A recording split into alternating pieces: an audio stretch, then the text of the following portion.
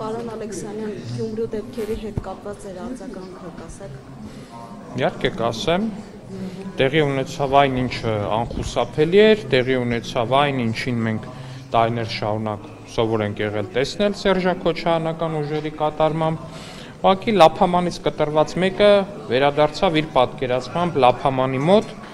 լավ չհասկանալով, որ համայնքային կամ պետական բյուջեն այլևս Լափաման չէ, այլ համայնքի ու պետության բնակիչների կյանքը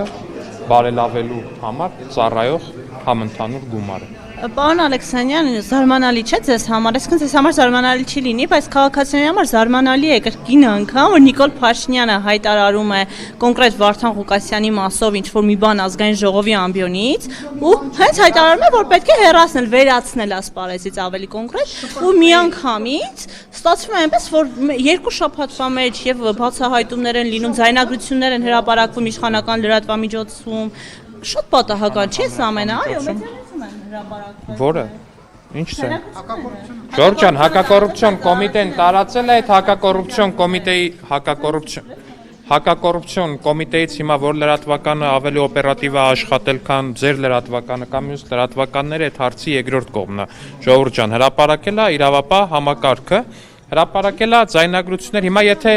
նկատի ունեք, որ վարչապետը ունի էքստրասենսոր կարողություններ եւ կարողացել է գուշակել, որ Վարդանիկը, ինչպես եւ Սերժակոչյանական կլանի յուրաքանչյուր ներկայացուցիչ չի կարողանալու զսպել իրեն, չի կարողանալու զսպել գայթակղությանը եւ որոշելու է լափել համայնքային բյուջեից, լափել կաշառքը, հիմա ապա այդ դրանում կարող եք բոլորիս էլ մեղադրել, որտեղ Հայաստանի Հանրապետության յուրաքանչյուր adekvat քաղաքացի վստահ է, որ Սերժակոչյանական կլանի յուրաքանչյուր ներկայացուցիչ, եթե տաս այսքան իշխանություն, նա այդ իշխանությունը կփորձի ծառայեցնել որպես իր լափամանը լցնելու միջոց, ինչը եւ արել է Վարդանիկը։ Պարոն Ալեքսանյան, դուք ո՞նց եք օրենքը, մարդու իրավունքները այս աստիճան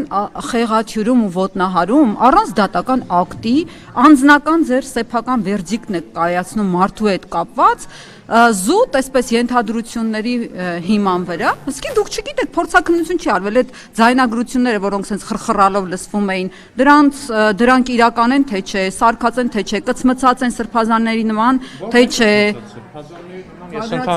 Բագրատ Վազգեն Գալստանյանի ձայնագրությունը բացարձակ իրականություն էր, բացարձակ այնտեղ ոչ մի կտոր չկար, որը որ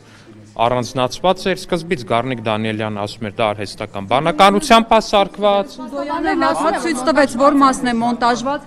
համատեքստում է ասվել։ Արհեստական բանականությամբ ասում էին սարքված, հետո հասկացան, որ ապուշություն է իրանց ասածը, սկսեցին պնդել, որ կոնտեքստից է կտրված, հետո հրապարակեցին ամբողջական կոնտեքստը եւ պարզ դարձավ, որ ոչ թե որոշել էին, որ պետքա գյուլել 1-2 իշխանականի, այլ պետքա գյուլել ցանկացած մեկին, ով համաձայն չի իրենց տարված քարոզչության հետ, հետո էլ խոսում էին այն մասին, որ պետքա նաև այդ գյուլելու process-ը սկսել իրանց թիմակիցներից, որոնց որ նստացնելու են փողի վրա, բայց մի վարքեն կավարտեմ բոլորի հարցերին անխտիր պատասխանելու եմ, ինչևէ Էլ չեմ խոսում այն մասին, որ այնտեղ տոննայանոց ձայնագրություններ կային փողոցներում աստղիկներ շախտալու, անմեղ ոչ մի բանի հետ կապ չունեցող քաղաքացիների կյանքը վտանգելու հետ, ամբողջական այդ ձայնագրությունները հրապարակելու հնարավորություն ունեն դատապաշտպանները, բայց ենթադրում եմ չեն հրապարակում, որտեղ այնտեղ եթե ամբողջական հրապարակեն, իրենց համար ել ավելի վտանգավոր բաներ կլինի։ Վերադառնալով ձեր հարցին, հարգելի գործընկերներ, այն որ Վարդանիկը ինքն իր բնույթով ակնհայտորեն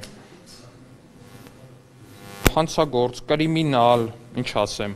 լափակեր եւ այլն, այսպես շարունակ, դա ինձ թվում է տեսանելի է։ Սա հասկանալու համար ուղղակի պետք է գնալ Գյումրի, կանգնել օրինակ Գյումրու միջին վիճակագրական շենքերի, փողոցների, բակերի եւ մնացածի առաջ, որոնք որ վերջապես սկսել են փոքրի շատ է տեսքի գալ 2018-ից հետո, երբ Գյումրիում վերջապես ասֆալտ է եղել այդ փոսերի փող։ Ու հետո գնալ կանգնել Վարդանիկին պատկանող այն գերշքեղ հյուրանոցի առաջ ու փորձել ինքներդ ձեզ հարց տալ։ Արդյոք 200,000 կամ 300,000 դրամ աշխատավարձ ստացող մարդը, եթե կոռուպցիոներ չի, եթե համայնքի փողերը լափող չի, եթե սրիկա չի այդ ամեն ինչը անող, Ոնց է կառուցել այդ գերշքեղ հյուրանոցը։ Իշխանության ներկայացուցիչները այդ ոնց են այդ ասաբնյակները կառուցում, Սևանի ափին այդ ոնց են այդ շքեղ պրոյեկտները իրականացնում։ Ջան, դուք լրագրող եք, ես ազգային ժողովի падգամավոր եմ, իշխող կուսակցության փոխնախագահն եմ եւ մամուլում հրապարակումներ են եղել, կարծեմ, եւ իմ հիպոթեկով գնված բնակարանի հետ կապված եւ ձեր մի վարքյան էլի եւ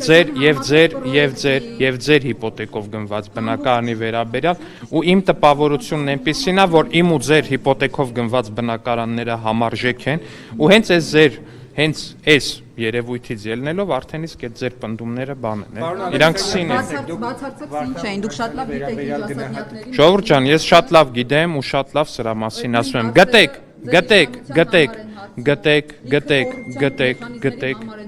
Որ